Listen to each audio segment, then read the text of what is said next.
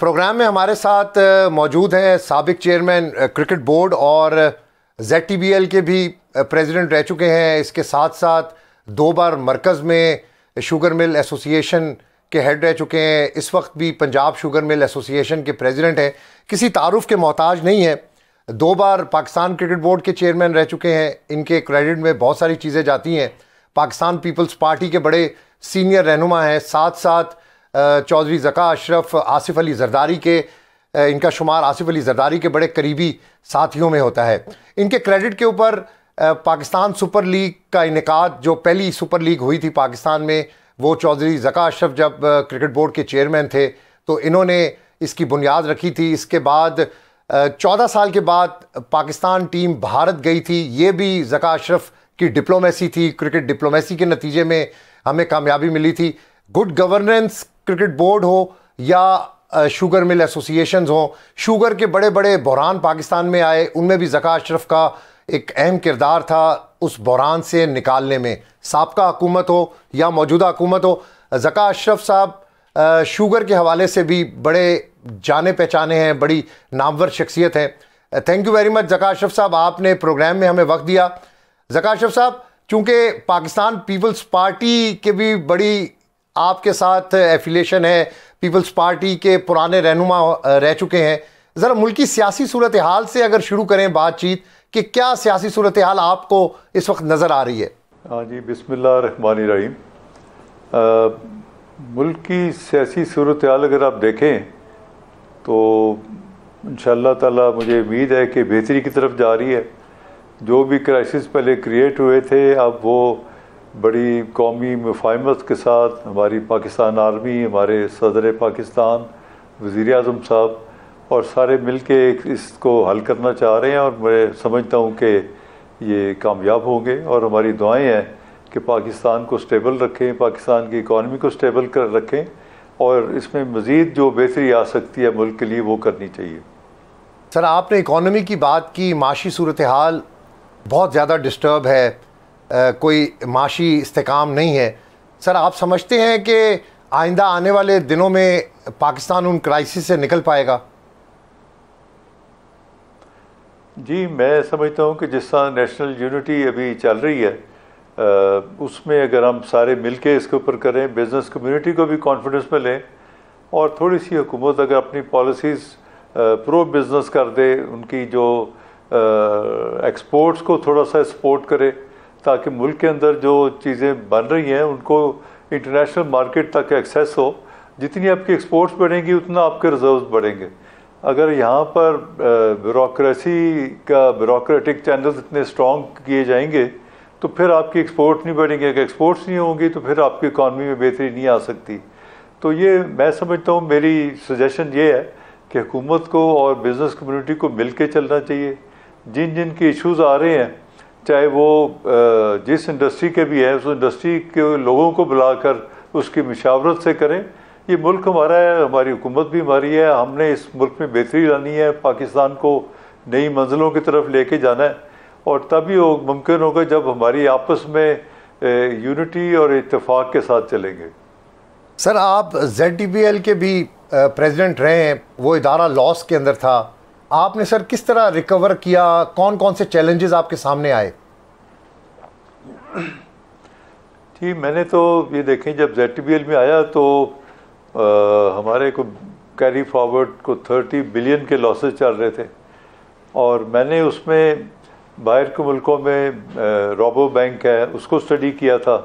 जब मैं बाहर जाता हूँ तो बाहर के मुख्तलिफ जो डिफरेंट जो अदारे हैं मैं उनको ज़रूर स्टडी करता हूँ कि उधर वो क्या कर रहे हैं और हम क्या कर रहे हैं और उसमें जो बेहतरी है उसको हम अपने इदारों में लेकर आएँ।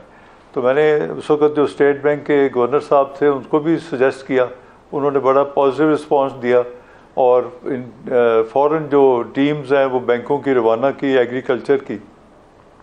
और रोबो बैंक में जो एक चीज़ मैंने देखी वो ये थी जिसमें वो कहते थे कि जो फार्मर की ज़रूरियात हैं वो जो एग्रीकल्चर बैंक है वो उसको पूरा करे। एक जानवर की रस्सी से लेके उसकी जितनी भी इंसेमिनेशन है ये दूसरी तरफ जाएं तो वो कहते थे जी कि इसको इतना कर दें कि तमाम फार्मर की जितनी ज़रूरियात हैं वो एक ही इदारा दे वन में, और जब उसके प्रोडक्ट तैयार हो तो लोन अब अपना ले लें, जो बाकी पैसे उसके बचते हैं वो किसान को दे दें। तो इस सूरत हाल या इस आइडिया को लेके मैं जब ZTBL में आया तो मैंने वहाँ पर अवामी ज़री स्कीम चलाई। तो अवामी ज़री स्कीम का मकसद यही था कि जितने किसान हैं उनका जो उनकी ज़रूरियात है उनको हम दें, जो टाइमली खाद बीज और उसको जो चाहिए उसकी जितनी भी पेस्टिसाइड्स हैं तो वो भी बैंक दे, और मुख्तलिफ़ कंपनियों से अरेंज करके हम उनको देते थे, और वही जो गवर्नमेंट का रेट होता था उस पर हम प्रोवाइड करते थे। वो करके जब वो चीज़ प्रोड्यूस कर लें, जब प्रोड्यूस नेट आती है तो बैंक अपना पैसा लेके उन कंपनियों को अदा कर दे, और जो बाकी पैसे बचते हैं वो किसान ले जाए। उससे ये हुआ कि मेरे दौर में एक भी किसी किसान की जो ज़मीन है वो नीलाम नहीं हुई। मैंने उसी को रोका कि इनको इसी पे स्ट्रेंथन करें, क्योंकि इस फार्मूले पर जो ऑलरेडी सिंध में और मुख्तलिफ़ इलाकों में जो चल रहा है उसमें आप देखें तो जो उधर हमारे मिनॉरिटीज़ के जो हिंदू ट्रेडर्स हैं वो 50% चार्ज करते थे, वो 50% चार्ज करके वो किसान को बचता ही कुछ नहीं था। तो ज़री बैंक ने जब वही काम शुरू किया रोबो बैंक वाला, और इस चीज़ को देख के तो उससे किसानों में खुशहाली आई, और वो ट्रैक्टर्स भी ले रहे हैं, दूसरी चीज़ें भी ले रहे हैं, और उनकी जो टेक्नोलॉजी है उसको अपग्रेड करते रहे, मैकेनाइजेशन अपग्रेड हुई और एग्रीकल्चर में बहुत बेहतरी आई। और मुझे बैंक के हमारे CFO और ये सारे बताते थे इतनी कैश तो हमने आज तक देखी नहीं है, हर फसल के साथ इतने पैसे बैंक में ट्रांसफ़र होते थे कि हमारे बैंक के जो कैश रिजर्व्स हैं वो बहुत बढ़ गए। आप ये देखें जो हमारा डिपॉजिट था मेरे दौर में ZTBL में, मेरे आने से पहले $1 बिलियन होता था, $1 बिलियन होता था। तो जब मेरे आखिरी दिनों में जाके वो 12 अरब पे पहुंच गया, उसकी प्रॉफिटेबिलिटी देखे तो वो कहाँ पहुंच गई। और ये सब चीज़ें होती हैं, मेरे ख्याल में हमें मिलजुल के चलना चाहिए। और मेरे जो भी ZTBL के भाई उधर हैं उनके लिए भी मेरी नेक ख्वाहिशात है, दुआएँ हैं, और जो भी वो मशवरा चाहें मैं उनको देने को तैयार हूँ। वैसे वो ख़ुद भी समझदार हैं और मेरे ख्याल में बेहतरी लाएंगे बैंक में, और हम हर पाकिस्तानी इदारे की तरक्की और बेहतरी की दुआ गो है। सर जो पॉलिसीज़ आपने बनाई थी सर वो ही पॉलिसीज़ अभी चल रही हैं, या पाकिस्तान में अमूमन ये देखा जाता है कि एक इदारे का सरबराह जब उस इदारे से जाता है तो उसकी जो पॉलिसीज़ अच्छी पॉलिसीज़ हों उनको भी ख़त्म कर दिया जाता है, जो नया सरबराह आता है वो अपनी पॉलिसीज़ लेकर आता है। ये बड़ी एक आम सी चीज़ है पाकिस्तान में। जी बिल्कुल, आप ठीक फरमा रहे हैं। जब मैं चला गया हूँ तो मैंने बाद में पता किया तो जो मेरे बाद लोग आए उन्होंने वो सारी पॉलिसीज़ ख़त्म कर दी, और उन्होंने वही पॉलिसी चलाई जो जिसको वो कहते हैं कर्ज़ा देते थे, और 3 साल के बाद इकट्ठा उनसे कर्ज़ा मांगते थे, वो किसान दे नहीं सकता, फिर वो नीलामी की तरफ चले जाते हैं, और उसको कहते हैं ये सदाबहार स्कीम। तो सदाबहार स्कीम तो मैंने स्टेट बैंक से भी गुजारिश की थी और इनको भी कि ये सदाबहार स्कीम है, ये सदाबहार नहीं है बल्कि ये किसानों का दिवालिया निकालेगी। ये मेरी राय थी, बहरहाल वो खुद समझदार है, अपना कर सकते हैं। और उन्होंने जितनी पॉलिसीज़ हमने बनाई वो उन्होंने बंद कर दी, और फिर बैंक दोबारा उन्हीं उस पर आ गया था जो पहले चल रही थी, सदाबहार और सदा चल रहा है। क्योंकि जब आप किसान को लोन देते हैं और 3 साल के बाद कहते हैं विद इंटरेस्ट ये सारा वापस करो, तो वो किसान की एक साइकोलॉजी होती है कि जब वो कर्ज़ा लेता है उस कर्ज़े को अपनी कैश फ्लो में डाल लेता है। तो 3 साल के बाद जब 3 सालों की अमाउंट इकट्ठी होती है वो इतनी हैवी हो जाती है कि किसान उसको बर्दाश्त नहीं कर सकता। फिर उसको देने के लिए वो कोई ट्रैक्टर का या कोई और लोन लेगा, वो लोन लेके इस लोन को पे ऑफ करेगा, फिर वो ट्रैक्टर वाले में फंस जाएगा। तो करते करते क्या होता है उसकी फिर जो उसको अपनी कोई ना कोई ज़मीन जो होती है जो रहन रखी होती है उसको नीलाम करने की तरफ चल पड़ते हैं। तो जितना हम उनका मार्कअप कम रखेंगे, जो मैंने जो अवामी ज़री स्कीम थी उसमें हर फसल के साथ देते थे, फसल की हार्वेस्टिंग पे उसको लोन एडजस्ट हो जाता था, तो उसका जो मार्कअप का इम्पैक्ट था वो बहुत ही मामूली होता था। उससे क्या होता था कि किसान के ऊपर बोझ भी नहीं आता था और बैंक को भी अपने पूरे पैसे मिलते थे, और फिर दोबारा हम उसको किसान को अगली फसल के लिए दोबारा लोन देने के लिए तैयार हो जाते थे। सर पाकिस्तान में सर चीनी का बहरान क्यों आता है? पिछले दौर में भी हमने देखा कि आए दिन चीनी का बहरान आता था, रेट्स के अंदर बड़ी फ्लक्चुएशन थी, क्योंकि चीनी हर घर की ज़रूरत है, हर बंदे की ज़रूरत है। सर इसकी क्या वजूहत है? सर आप ये देखें तो चीनी ज़्यादातर एक पॉलिटिकल इशू बन गया है फील्ड मार्शल अयूब खां के ज़माने से लेकर, अदरवाइज़ चीनी को इतना बड़ा इशू नहीं है। चीनी का आप देखें तो एक घर की जो ज़रूरत होती है 2 से 4 किलो महीने की होती है, जो कि बहुत ही बजट में से आप देखें तो जो मेन चीज़ है घी है, आटा है, दूसरी चीज़ों की जो कॉस्ट होती है वो ज़्यादा होती है एक बजट में। तो ये चंद रुपयों का ऊपर नीचे फ्लक्चुएशन होती है, इतनी बड़ी नहीं होती जितना इसको प्रायोरिटाइज किया गया। और चीनी जो है अगर हुकूमत इसको फ्री हैंड दे, आप देखें ना इस साल अगर देखें 300 से रेट 450 रेट चला है गन्ने का, तो किसानों में खुशहाली आई है। दूसरी फसलों में अगर किसानों को नुकसान पहुंचा है, आप कॉटन ले लें, मेज़ ले लें, तो अब उनके पास जो एक ही फसल है वो है शुगर केन, जिसमें वो अपनी सर्वाइवल देख रहे हैं। और इस दफ़ा पिछले साल भी बहुत अच्छा गन्ना जो है उसकी एक अच्छा रेट मिला है किसानों को, और इस दफ़ा भी किसान जो है 30% ज़्यादा क्रॉप प्लांट कर रहे हैं। अगर इन चीज़ों में जाएं तो आपको ये महसूस होगा कि फार्मर्स बेटर ऑफ है शुगर केन में या दूसरी फसलों के मुकाबले में। लेकिन अगर गवर्नमेंट उनको फैसिलिटेट करती है, हर फसल को फैसिलिटेट करना चाहिए हुकूमत को, तो ये इस बुरानों से निकल सकते हैं। और दूसरी चीज़ है कि अगर गवर्नमेंट, जिस तरह मैंने पहले गुजारिश की, अगर इंडस्ट्री है उनको आप फ्री हैंड दें, आप हर साल का एक कोटा मुकर्रर कर दें कि आपने 2 लाख 5 लाख जो है आपने एक्सपोर्ट करनी है। आप ये देखें जितनी क्रॉप आएगी 5 लाख से आपका 700-870-80 करोड़ डॉलर आपके आ सकते हैं। और इस दफ़ा जो चीनी पड़ी हुई है 10 लाख टन चीनी सरप्लस मौजूद है। अभी हुकूमत इसको फ़ौरन फैसला ले, इसके एक दिन भी ज़ाया नहीं करना चाहिए। और आप अगर देखें तो आपको तकरीबन $2 बिलियन 2 अरब डॉलर पाकिस्तान को मिल सकते हैं। तो क्यों नहीं हम फैसला इसमें करते? अभी हमारी शुगर एडवाइजरी की मीटिंग हुई है, राना तनवीर साहब थे, बड़ी अच्छी मीटिंग हुई, और वो भी बड़े पॉजिटिव इंसान हैं, उन्होंने बड़ी अच्छी बातें की। लेकिन अब फिर उन्होंने ईद के बाद पे छोड़ दिया। तो मैं समझता हूँ कि मैंने तो उधर भी कहा उनको कि आप इसको ईद के बाद जो मर्ज़ी फैसला करें, अभी 5 लाख का तो फ़ौरन करें, ताकि आपको 40-50 करोड़ डॉलर तो पाकिस्तान को मिल जाए। अभी हमारे वज़ीर आज़म साहब इतनी भाग दौड़ कर रहे हैं, आर्मी चीफ साहब इतनी एफर्ट्स कर रहे हैं पाकिस्तान में कोई ना कोई पैसा आए, क्योंकि वहाँ पर रिजर्व्स के जो इश्यूज़ हैं। तो अपनी हम एक्सपोर्ट्स को अगर करें तो ये हमारी हक लाल की कमाई है, मुल्क को मिल सकती है। हमें कर्जे लेने के बजाय अपने रिसोर्सेज को हमने करना चाहिए।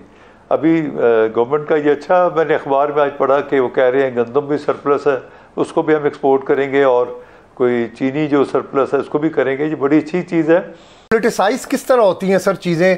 हुकूमत कई बार इल्ज़ाम लगाती है कि जो शुगर मिल ऑनर्स हैं उनकी तरफ से ताउन नहीं किया जाता, उनकी तरफ से रेट बढ़ाए जाते हैं। आप लोग कहते हैं कि सर हुकूमत ताउन नहीं करती। तो सर ये मामला कहाँ पर बीच में स्टक होता है, और इसको पॉलिटिसाइज कौन लोग करते हैं सर? क्योंकि शुगर मिल ऑनर जो हैं वो सारी बड़ी बड़ी शख्सियात हैं पाकिस्तान में। किसी का सियासी घरानों से ताल्लुक़ है, कोई सियासत में है, कोई बहुत बड़ा बिजनेसमैन है। जी, बिजनेसमैन है, बिजनेस करने का तो हर किसी को हक हासिल है, चाहे वो सियासत में है, कोई सियासतदान है, बड़ा है या छोटा है। वो किसी भी बिज़नेस में राइस मिल लगाए, शुगर मिल लगाए या फ्लोर मिल लगाए, ये उसका स्वाबदीदी इख्तियार होना चाहिए। बिकॉज बिज़नेस करना तो कॉन्स्टिट्यूशन में भी हर किसी को फ्री हैंड होना चाहिए। लेकिन जो मैं दूसरी बात कर रहा था वो ये कर रहा था कि आप बिजनेसमैन को फ्री हैंड दें, वो एक्सपोर्ट करे, इंपोर्ट करे, जो मर्जी करे, गवर्नमेंट एक तरीकाकार बना दे और leave it to the businessman. आप सिर्फ अपने फिगर्स को और जो मुल्की इंटरेस्ट की चीज़ें उनको ऊपर लेवल पे रखें। और लेकिन आप ये दूसरी आपने बात की कि शायद चीनी की कीमत बढ़ा देते हैं, ये इनके हाथ में नहीं होता, डिमांड एंड सप्लाई पे होता है। अभी आप अगर देखें तो 170 पे किलो चीनी का रेट कॉस्ट ऑफ प्रोडक्शन जा रही है, और चीनी का रेट जा रहा है मार्केट में 130। तो आप ये क्यों नहीं बढ़ा के 170 कर लेते? क्योंकि लास्ट ईयर जो रेट था गन्ने का वो 300 था, अभी 400 है। और किस मिलों ने 400 से हट के 500 भी दिया है ज़िम्मेदारों को, तो ज़िम्मेदारों में खुशहाली आई है, आपकी एग्रीकल्चर कम्युनिटी में बेहतरी आई है। और ये जो एक्स्ट्रा बिलियंस ऑफ रुपीज़ की जो पैसे हैं ये इंडस्ट्री की तरफ से इंजेक्ट हुए हैं फार्मिंग कम्युनिटी में, और इसमें किसानों की बेहतरी होगी, किसानों में खुशहाली आएगी। और आप जो 30% अगले साल गन्ना बढ़ रहा है, अब अभी से आप एक्सपोर्ट की करेंगे तो अगले साल भी पाकिस्तान तकरीबन $2 अरब का हमारा एस्टीमेट है कि हम फिर चीनी एक्सपोर्ट कर सकते हैं। तो इसको आप जारी रखें, पाकिस्तान परमानेंटली एक्सपोर्ट क्लब का मेंबर बने। उसका ये नहीं होना चाहिए कि एक साल कर लिया तो अगले साल इंपोर्ट करें। इंपोर्ट इसलिए होती है जब गवर्नमेंट की गलत पॉलिसीज़ होती हैं, गवर्नमेंट की इंटरफेरेंस होती है। जब इंटरफेरेंस होती है, किसान को पैसे नहीं मिलते, तो अगले साल वो गन्ना लगाना बंद कर देता है, फिर आप इंपोर्ट करने पे आ जाते हैं। तो इसके लिए कंसिस्टेंट पॉलिसीज़ होनी चाहिए जो आपकी लगातार चलनी चाहिए, और हर साल के लिए आप 2 से 5 लाख टन आप कोटा रख दें, जी हमने इतनी एक्सपोर्ट करनी है। जब इस तरह होगी तो जो बिजनेसमैन है वो भी उसके मुताबिक प्लान करेगा, फार्मर्स को भी अच्छे पैसे मिलेंगे, और पाकिस्तान में शॉर्टेज के बजाय हम हर साल ज़रूर मुबादला कमाएंगे। चौधरी ज़का अशरफ साहब प्रोग्राम में हमारे साथ मौजूद हैं। ज़का अशरफ साहब, आपका शुमार सदर मुमलिकत आसिफ अली जरदारी के बड़े करीबी साथियों में होता है। इस वक्त जो आम तासुर है, जो मौजूदा हालात है, इसमें बहुत लोग ये बात करते हैं कि मुल्क को मफाहमत की ज़रूरत है। आसिफ अली जरदारी के हवाले से हमेशा से कहा जाता है कि वो मफाहमत के बादशाह हैं, हमेशा वो मामलात को मफाहमत से हल करने की कोशिश करते हैं। इस वक्त मुल्क को मफाहमत की ज़रूरत है। आप क्या समझते हैं कि आसिफ अली जरदारी साहब का कितना अहम रोल है सर मौजूदा हालात में? जी मैं समझता हूँ ये मुल्क की खुशकिस्मती है कि आसिफ अली जरदारी साहब इस वक्त सदर मुमलिकत हैं, और इसमें कोई शक नहीं है कि वो मफाहमत के बादशाह हैं। वो चाहते हैं कि पूरे मुल्क में यूनिटी के साथ हम आगे बढ़ें, और हर तरफ मफाहमत होनी चाहिए। लड़ाई झगड़ा इन चीज़ों के वो ख़िलाफ़ है। वो पाकिस्तान की इकॉनमी के बड़े उसके लिए उनकी ख्वाहिश होती है, एग्रीकल्चर की बेहतरी के लिए होती है। और सियासी मैदान में आप देखें तो वो उनकी हमेशा ये होती है कि जहाँ भी इश्यूज़ हैं हम मफाहमत करें और मिलजुल के पाकिस्तान को नई मंजिलों और तरक्की की तरफ लेके जाएं। तो उनमें जो गुफ्तगू होती है, उसका जो करने का अंदाज़ है वो इस तरह होता है, वो किसी को बुरा भी नहीं लगता, और प्यार मोहब्बत से अगले को मना के साथ आगे मफाहमत के साथ लेके चलते हैं।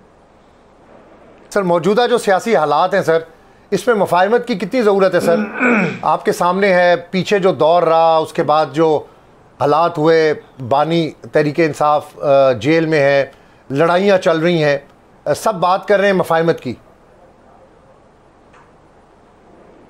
जी हमें तो इस वक्त मुल्क में बहुत ज़्यादा ज़रूरत है मफाहमत की, और मफाहमत से ही हम इश्यूज़ अपने रिजॉल्व करेंगे।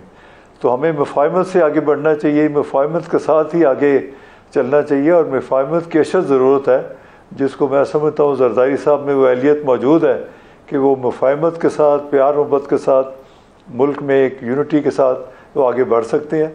क्योंकि बहुत सारे थ्रेट्स हैं हमारे मुल्क को जी, आप ये देखें, एक्सटर्नल थ्रेट्स हैं, टेररिज्म के दूसरे, और हमें जितना मिल के आगे चलेंगे तो मिल के हमारी जो यूनिटी होगी उसी से हम इंटरनेशनल चैलेंजेस और डोमेस्टिक जितने इश्यूज़ हैं उनको हम हल कर सकते हैं। पीपल्स पार्टी की सिंध के अंदर हुकूमत है, पंजाब में मुस्लिम लीग हुकूमत है, पीपल्स पार्टी के वज़ीर आला मुराद अली शाह साहब हैं, यहाँ पे मरियम नवाज़ साहिबा हैं।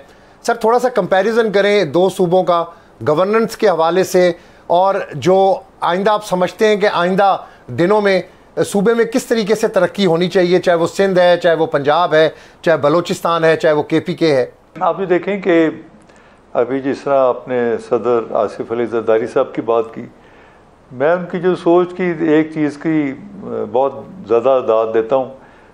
कराची में गए, बिजनेसमैन थे, गवर्नमेंट के लोग थे, उन्होंने सबको कहा कि यार जो इस मुल्क में इन्वेस्ट कर रहा है, जो जॉब्स क्रिएट कर रहा है, सिंध की इकॉनमी में कंट्रीब्यूट कर रहा है, ये उस वक्त के वक्त है जब वो प्रेसिडेंट नहीं थे। तो उन्होंने कहा उसको तंग ना करो, उसकी हौसला अफजाई करो, let him do his job, और अपने टैक्सेस और वो वसूल करने के लिए आप ज़रूर करें, लेकिन जो इन्वेस्ट कर रहा है, बिजनेस कर रहा है, इकॉनमी में सिंध में प्ले कर रहा है, तो उसको आप सपोर्ट करें, लेट हिम मूव फॉरवर्ड, और उसके लिए मुश्किलात ना पैदा करें। और अभी मैं समझता हूँ कि सिंध में मुराद अली शाह साहब की गवर्नमेंट है, यहाँ मरीम नवाज साहबा की गवर्नमेंट है, तो ये आपस में मिलजुल कर इसी तरह मफाहमत से चलेंगे, और चलना भी चाहिए, मुल्क की ज़रूरत भी यही है। उसके अलावा अभी बलोचिस्तान में आप देखें तो वहाँ भी एक मिलजुल के दोनों ने बड़ी पार्टियों ने अपनी हुकूमत बनाई है। KPK में अभी PTI की गवर्नमेंट है। तो चाहे कोई बंदा उस कुर्सी पे किसी पार्टी से हो, पाकिस्तान के लिए हमें एक होना चाहिए, और उनको चाहिए कि हम मिल के चलें, क्योंकि पाकिस्तान में मुफाहमत और यूनिटी की अशद ज़रूरत है। अभी बाकी सियासी बातों पे तो मैं बात नहीं करता, लेकिन हमें मिलजुल के आगे चलना चाहिए। जिस तरह बहुत सारे चैलेंजेस हैं हमारे मुल्क को, और चैलेंजेस तभी हल होगा जब हमारी आपस में नेशनल यूनिटी होगी। सर, क्रिकेट के हवाले से आपका एक बहुत बड़ा और एक अहम तारुफ है। 2 बार आप पाकिस्तान क्रिकेट बोर्ड के चेयरमैन रह चुके हैं। 2012 में आपने ये कलमदान संभाला था as a chairman Pakistan cricket board. उस वक्त बहुत सारे चैलेंजेस थे। PSL आप पाकिस्तान में लेकर आए। सर, अभी भी दोबारा आप PCB के चेयरमैन बने, आपने अचानक इस्तीफ़ा दे दिया। सर, इस्तीफ़े की क्या वजूहात थी सर? देखें कि आप देखें, मैं जब पहले भी चेयरमैन रहा 2011-12 में, तो सबसे बड़ा उस वक्त मसला था, इंटरनेशनल क्रिकेट काउंसिल ने पाकिस्तान को ब्लैक लिस्ट करने के लिए कर रहे थे। वो कह रहे थे आपका जो कॉन्स्टिट्यूशन है वो ICC से अप्रूव नहीं है। तो मैंने जो उससे पहले वाला कॉन्स्टिट्यूशन था वो ICC को दे दिया। मैंने कहा जिसको आप स्टडी करें, देखें, जो आप आइन चाहते हैं हम वो पाकिस्तान की हुकूमत को दे के उसको करा लेते हैं। उन्होंने फिर कुछ 3-4 महीने लगाए और उसके ऊपर एक बना के दिया। तो एक एक पेज पे उन्होंने मोहर लगा के साइन करके दिया। वो कॉन्स्टिट्यूशन ला के मैंने हमारे पैटर्न आसिफ जरदारी साहब प्रेसिडेंट ऑफ पाकिस्तान थे, उनसे मैंने रिक्वेस्ट की। उन्होंने गवर्नमेंट को दिया कि जो ICC कहता है इसको बना दें कॉन्स्टिट्यूशन। वो हमने बना दिया। फिर पूरी दुनिया ने पाकिस्तान को अप्रिशिएट किया। ICC की मीटिंग हुई, उन्होंने मीडिया में हर जगह जाके उन्होंने कहा पाकिस्तान ने जो कंप्लाई किया हम इसको मुबारकबाद देते हैं। वो एक आइन बन गया, वो चल पड़ा। उसके बाद सेठी साहब आ गए। सेठी साहब का दौर काफ़ी लंबा चला, और मुझे और जो आपने PSL की बात की, तो मैं ये इसका थोड़ा सा ये बता दूं कि एक दिन मैं अपने ऑफिस में बैठा हुआ था, तो मैंने सोचा कि ऑस्ट्रेलिया है, इंग्लैंड है, जितने मुल्क हैं, इंडिया है, सब के अपनी लीग होती है, हमारी क्यों नहीं है। तो मैंने इस पर सोचना शुरू किया। तो मैंने फिर अपनी बोर्ड के जो हमारे हाई ऑफिसर्स हैं, सीनियर ऑफिसर्स हैं, उनको बुला के मैंने कहा कि PSL हमारा होना चाहिए, हम उसको नाम रखें। उन्होंने कहा जी कि ये बड़ा मुश्किल है, हम नहीं कर सकते। मैंने कहा नहीं, हम करेंगे इंशाल्लाह इसको। तो मैंने हारून लगाट साहब उस वक्त ICC के चीफ एग्जीक्यूटिव थे, वो नए नए रिटायर हुए थे, तो उनको मैंने रिक्वेस्ट किया कि आप हमारे ब्रांड एम्बेसडर बन जाएं और PSL को हम मिल के बनाएँ। वो इधर आ गए, और भी हमने जितने मिसबा है, फीस है, जितने हमारे हैं, और भट्ट साहब भी थे, तो ये सब ने मिल के हमने एक बनाया। फिर लीगल डिपार्टमेंट बैठा, उन्होंने इसको सारा 1 साल लगा के सारी इसकी वो वर्किंग करके इसको फाइनलाइज कर दिया।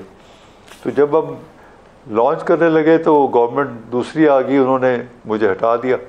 जब हटा दिया फिर वो मैंने बना तो दिया था, मैं तो उसको लॉन्च करने लगा था।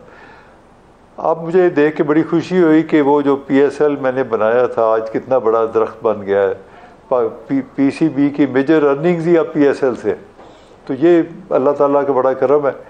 और अब जो मुझे दूसरी दफ़ा जब ये मौका मिला PCB में आने का, तो इसमें भी आके मैंने कोशिश की कि एक मैं T10 कर लूँ। T10 के लिए मैंने इंग्लैंड के साथ मिलकर मिडिलसेक्स काउंटी के साथ एक जॉइंट वेंचर किया कि हम T10 लीग स्टार्ट करें। 50% इन्वेस्टमेंट उनकी, 50% हमारी, और फिर जो टीम यहाँ से फाइनल होगी, चैम्पियन होगी, वो इंग्लैंड में जाके जो मैचेस होते हैं उनके जो डोमेस्टिक, उसमें मिडिलसेक्स की तरफ से जाके वो खेलेगी। तो एक बड़ी अच्छी अपॉर्चुनिटी थी जो थी, लेकिन आईपीसी मिनिस्ट्री ने काम से रोक दिया।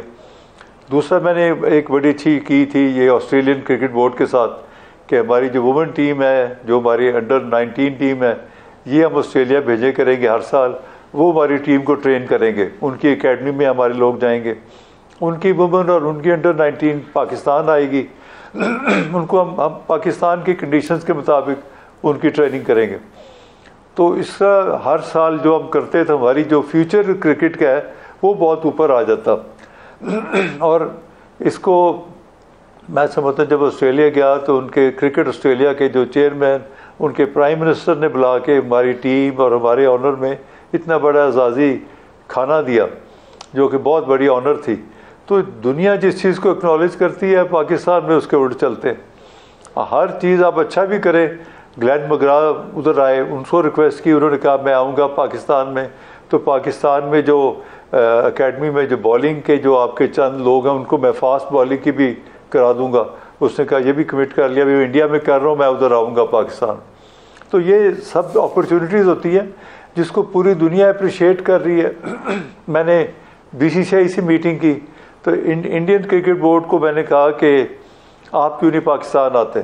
तो उनके जो जे शाह साहब है, उनसे बड़ी अच्छी मीटिंग हुई। उसने मेरे से एग्री कर लिया कि अब इलेक्शंस हो जाए हमारे, उसके बाद वी विल टेक अप और गवर्नमेंट से हम ताल्लुकात अच्छे करा के हम पाकिस्तान में इंडियन टीम ला के भी इधर खेलेंगे। तो उन्होंने कहा कि आपका जो हमारे साथ बातचीत है, इससे एक ट्रस्ट जो डेफिसिट था वो ट्रस्ट डेवलप हो रहा है। तो पूरी दुनिया जिसको एक्नॉलेज करती है, अपने घर में आके उस चीज़ को वो चीज़ उस तरह नहीं की जाती। यहाँ पर तो हर कोई बंदे ने अपनी अपनी दुकान चमकाई होती है और जो उसके जहन में आता है बोलते हैं। हर के अपने अपने इंटरेस्ट हैं। कोई बंदा पाकिस्तान के लिए सोचे तो और बात है। बहरहाल तो मैंने ये फिर डिस्कस किया था प्रेसिडेंट साहब से। उनसे मैंने रिक्वेस्ट की कि अब अगर किसी और को मौका देना चाहते हैं तो वो आ जाए। उन्होंने प्राइम मिनिस्टर से बात करके जो भी फैसला किया तो मोहसिन नकवी साहब आ गए। हमारी उनके लिए भी नेक ख्वाहिशात है, दुआएं हैं कि नकवी साहब आए और क्रिकेट में बेहतरी करें। और मशवरा चाहते हो, कोई उन्होंने कोई इनपुट लेना हो तो एक ऑनेस्टी के साथ, ईमानदारी के साथ देंगे। और इस वक्त जो क्रिकेट बोर्ड में जो इस वक्त जो कुछ गंदे अंडे सेठी साहब ले आए थे, जो बोर्ड में अभी बैठे हैं, मैंने तो किसी को बेरोज़गार नहीं किया। नकवी साहब को अगर क्रिकेट आगे चलानी है तो जो सेठी साहब के बंदे आए थे उनको किसी तरीके से फांसे लगाए, निकाले और अच्छे अच्छे बंदे ला के अच्छी टीम बना के आगे चले तो फिर क्रिकेट में बेहतरी आएगी। अदरवाइज़ वो नकवी साहब को कामयाब नहीं होने देंगे। सर वो क्या करते थे सर, उनके लिए भी और पाकिस्तान के क्रिकेट के लिए भी। सर वो क्या जिनकी आप बात कर रहे हैं सर, उनका क्या रोल था क्रिकेट बोर्ड में? क्या वो क्रिकेट की बेहतरी के लिए कुछ नहीं करना चाहते थे या आपके काम के अंदर रुकावट थे? क्या था सर? उनको तो पीछे से मेरे ख्याल में सेठी साहब से हिदायत लेते थे, वो उनको देते। मैं नाम नहीं किसी का लेता, लेकिन पीछे से उनको इंस्ट्रक्शंस वहीं से मिलती थी। वो चलना नहीं देना चाहते थे। खुद तो उन्होंने कुछ किया नहीं। आप जो आके करना चाहते हैं, जो भी पाकिस्तान में बेहतरी आई है वो मैं समझता हूँ कि अपने दौर में हम लेकर आए। आईसीसी से हमने नेगोशिएट किया, उनसे रेवेन्यू भी हमने डबल करवाया। तो ये सब चीज़ें जो है मैं कोई क्रेडिट तो नहीं लेना चाहता, बट हमारी एफर्ट्स थी जो हमने अपने मुल्क के लिए किया। उसका कोई ना मुझे क्रेडिट चाहिए ना उसको चाहिए, ये सब अल्लाह ताला की मेहरबानी से हुआ है। तो उनके जो बंदे बैठे थे वो तो आपको हर तरफ से स्टैबिंग पे लगे हुए थे। वो अभी भी लगे हुए हैं, जिसका अभी पता नहीं चल रहा। और आप देखेंगे आगे चल के जितने भी नेगेटिव माइंडेड लोग हैं उनसे जान छुड़ानी चाहिए नकवी साहब को। सर आप 2 बार क्रिकेट बोर्ड के चेयरमैन रहे हैं। बड़ा अच्छा आपने 2011-12 में भी क्रिकेट के मामलात को चलाया था। इस वक्त बदकिस्मती से आपके पास इख्तियारात नहीं थे, आपको आईपीसी मिनिस्ट्री ने कोई इख्तियार नहीं दिया था। उसके बावजूद आपने कोशिश की कि क्रिकेट को बेहतर किया जाए, लेकिन जैसा आपने कहा कि बहुत सारी रुकावटें थीं, आपको काम करने नहीं दिया जा रहा था।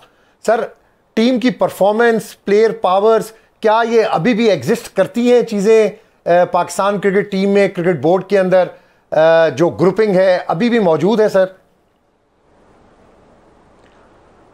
वो जी सबसे पहले तो यह है कि 45 प्लेयर देखें वो किस एजेंट के पास है, जिसके पास प्लेयर्स एजेंट के पास है वही कंट्रोल करता है सारा।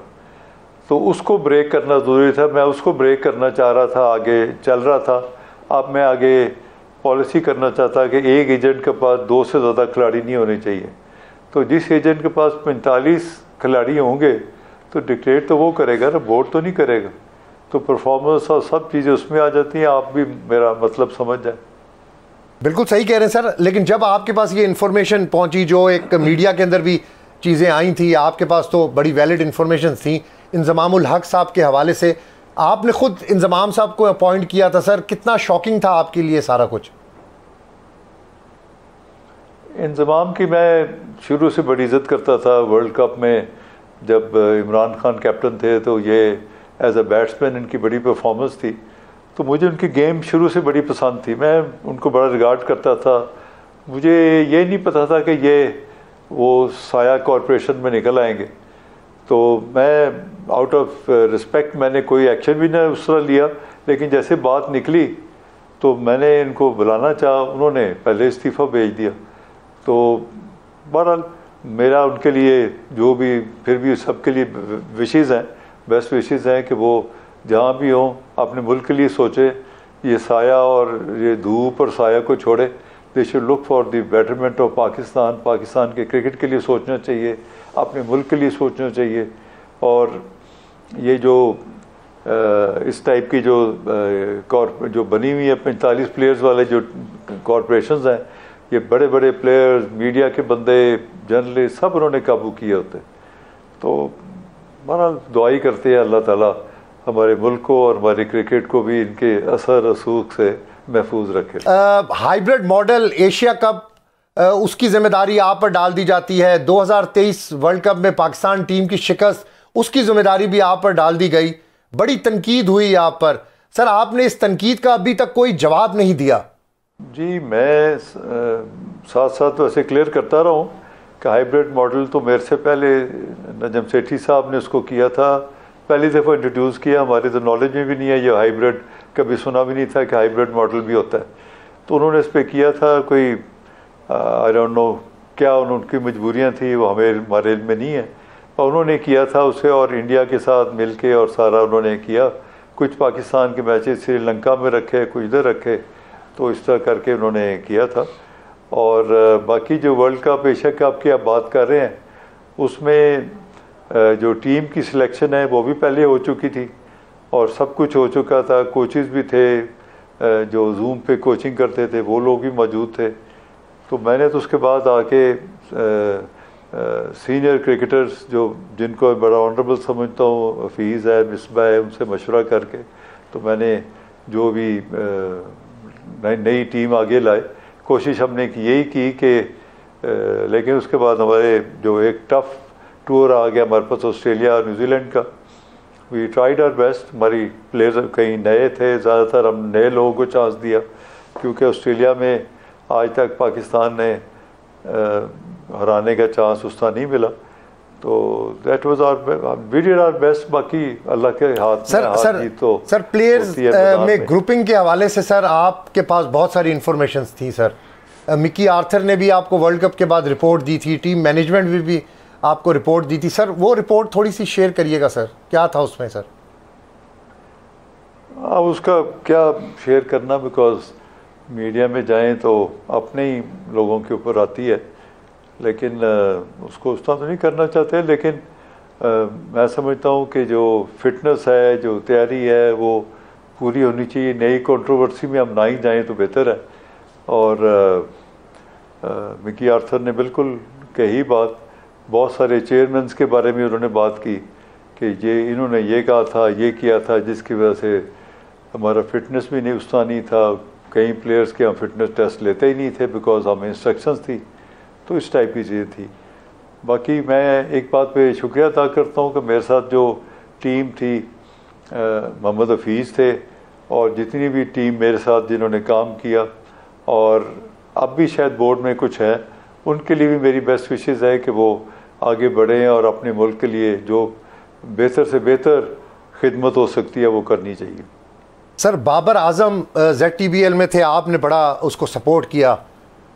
उसके बाद बाबर आजम आपके दौर में ही वर्ल्ड कप में शिकस्त के बाद कप्तानी से हटाए गए। बहुत तनकीद हुई आप पर सर, सोशल मीडिया हो, चाहे वो नेशनल मीडिया हो, हमारे टेस्ट क्रिकेटर्स हों। सर, उसके ऊपर उस तनकीद को आपने कैसे देखा और क्या वजूहात थी सर कि आपने बाबर आजम को कैप्टनसी से हटाया? देखिए जी, बाबर आजम हमारी दरियाफ्त थी। ZTBL में सबसे पहले हमने इसको किया। नो डाउट कि वो एक बड़ा ग्रेट प्लेयर है, ग्रेट बैट्समैन है, is a very good player. उसी को हमने प्रमोट किया जरी बैंक से और करते करते वो नेशनल टीम में चले गए। मैं तो उसको हमेशा कहता था कि तेरी जो आपकी जो पेरेंट डिपार्टमेंट है वो ZTBL है जहाँ से आपने स्टार्ट किया, और उसके लिए मेरी पहले भी नेक ख्वाहिशात और बेस्ट विशेज़ थी, अब भी हैं। सिर्फ ये है कि जो ZTBL एज ए प्लेयर बहुत अच्छा है जो मेरी नज़र, लेकिन एज ए कैप्टन बहुत सारी अभी उसको प्रेशर लेने के जो मसले हैं वो थे, तो इसलिए हमने उसको थोड़ा रेस्ट दिया कि आप अपनी गेम पे तवज्जो दें। पाकिस्तान की आपको ज़रूरत है, आप इधर आके खेलेंगे तो आपकी गेम में और बेहतरी आएगी, और अब वो आई है उसकी बेहतरी जब वो प्रेशर से ऑफ हुए।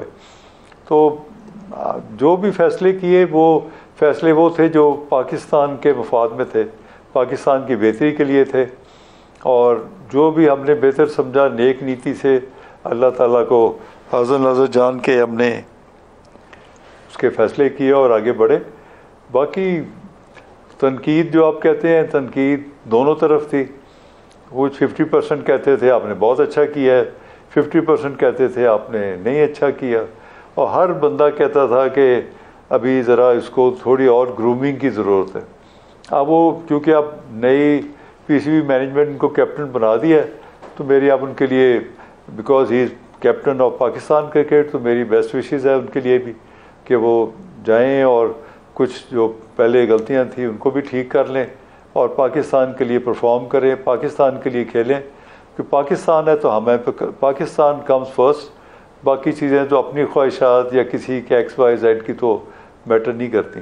सर, पॉलिटिकल प्रेशर्स तो आप आए हैं जो पाकिस्तान क्रिकेट के हेल्म ऑफ अफेयर्स है, उनके लिए बेस्ट विशेज़ है मेरी। सर, पॉलिटिकल प्रेशर्स तो बहुत थे सर, हमने भी ये चीज़ें रिपोर्ट की उस दौर में कि आपको बहुत सारे फ़ोन्स आते थे, ये कर लें वो कर लें, लेकिन आप उस वक्त पॉलिटिकल प्रेशर शायद नहीं ले रहे थे। शाहीन शाह आफरीदी की अपॉइंटमेंट भी सर कोई पॉलिटिकल प्रेशर का नतीजा था, शायद आफरीदी साहब का प्रेशर था, या इसकी क्या वजह थी? आपको किसने कहा था कि आप शाहीन शाह आफरीदी को कप्तान बना दें? देखें ना, शाहीन शाह आफरीदी एक मेरिट पे हमारा डिसीजन था। हमारी जितनी टीम है सबका एक यूनानिमस डिसीजन था। प्रेशर मेरे पे कोई भी नहीं है, ना मैं प्रेशर लेता हूँ ना प्रेशर के आगे झुकता हूँ। मैं वो करता हूँ जो मेरे मुल्क के लिए अच्छा है, जो मेरी टीम के लिए अच्छा है, मेरे वतन के लिए अच्छा है, मैं वो डिसीजन लेता हूँ। चाहे जितने बोलते रहो, मैं तो मीडिया देखने ही छोड़ दिया था। जो करते हैं करते रहें, परवाह नहीं है मुझे उसकी, क्योंकि मेरी नीयत ठीक थी। तो आई डोंट केयर कि ये जो सोशल मीडिया वाले या दूसरे लोग हैं जिनका रोटी रोज़ी इसी से है, जिन्होंने बाहर से पैसे लेने हैं और इधर क्रिटिसाइज़ करना है, वो करते रहें। और वो मेरा ख्याल है मेरा मेरिट डिसीजन था। अभी शहनशाह को थोड़ा ही अरसा हुआ था, मेरे ख्याल अभी इनको टाइम देना चाहिए था। अभी एकदम कप्तानी की जो चेंजेस हैं, अगर थोड़ा वक्त देते तो पाकिस्तान के लिए बेहतर था, क्योंकि शहनशाह अभी चंद माह ही हुए हैं कप्तान रहा है, तो फिर हटा दें। तो इस तरह करने से टीम में बहुत जो वीकनेसेस हैं वो सामने आ जाती हैं। बहरहाल अब अगर PCB ने ये फैसला कर ही दिया तो चलो, उधर भी हमारी बेस्ट विशेज़ है। और शहनशाह एक बड़ा अच्छा प्लेयर है, और मैंने जो फैसला हमने किया था वो ऑन मेरिट था, कोई किसी का प्रेशर नहीं था। सर, मेरा लास्ट क्वेश्चन है सर, जब आप अपॉइंट हुए तो सर बहुत सारे टेस्ट क्रिकेटर्स की ख्वाहिश थी कि वो पाकिस्तान क्रिकेट बोर्ड में सर्व करें, पाकिस्तान के लिए वो कुछ करना चाहते थे। लेकिन सर फिर बाद में बहुत सारी चीज़ें ऐसी भी आई कि बहुत सारे प्लेयर्स बहुत ज़्यादा पैसे क्रिकेट बोर्ड से डिमांड कर रहे हैं। सर, उसके ऊपर ज़रा कमेंट करें। बात यह है कि एक वो हैं जो रिटायर्ड हैं, जो जो हमारे आइकॉन क्रिकेटर्स हैं, मेरी उनके लिए बड़ी रिस्पेक्ट्स हैं, बड़ी उनके लिए मैं इज़्ज़त एहतराम की नज़र देखता हूँ, बिकॉज दे हैव सर्व पाकिस्तान। और पाकिस्तान में बड़े उन्होंने ज़बरदस्त अपने अपने जो उसकी जो सर्विसेज दी हैं, अपने मुल्क की खिदमत की है।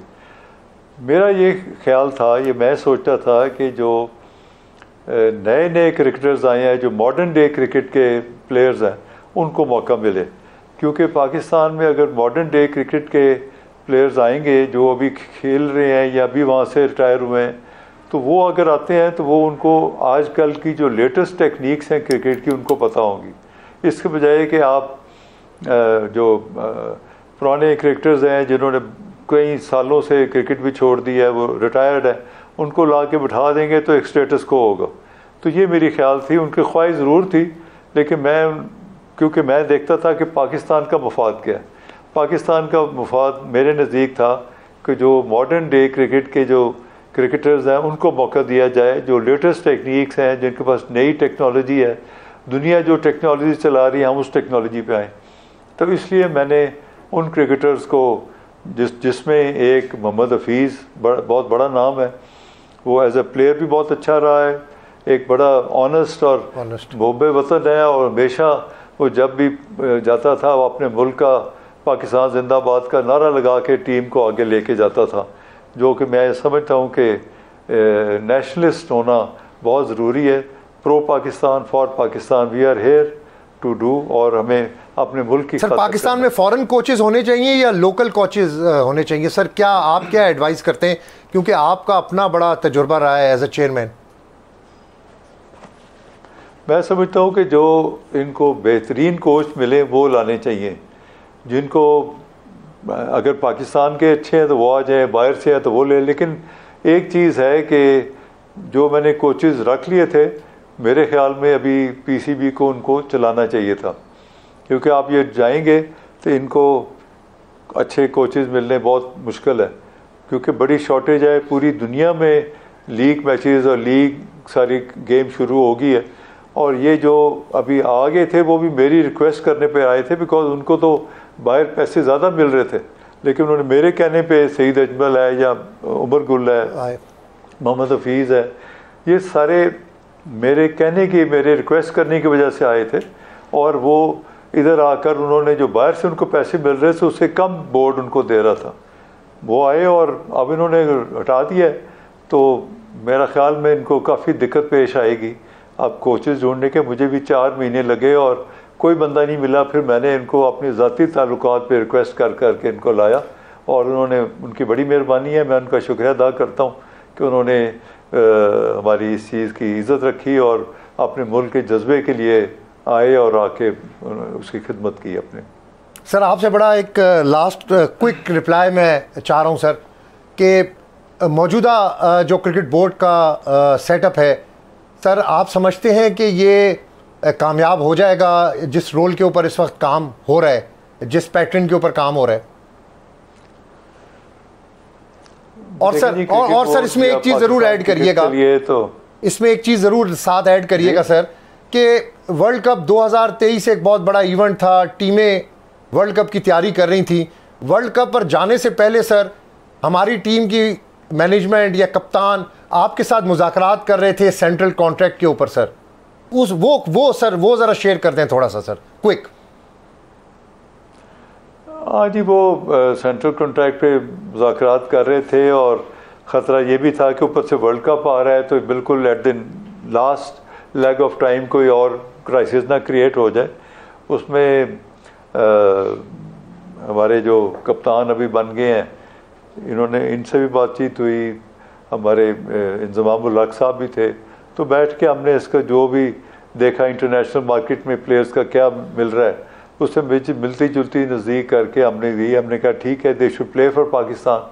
अगर पैसे ज़्यादा भी दे रहे हैं तो परवाह नहीं है, हमारे मुल्क के पैसे हमारे मुल्क के प्लेयर्स को मिल रहे हैं, तो they should play for Pakistan. इसके बजाय ये ना हो कि वेस्ट इंडीज़ की तरह ये हमारी नेशनल इवेंट आए और वो छोड़ के लीग मैच खेलने चले जाए।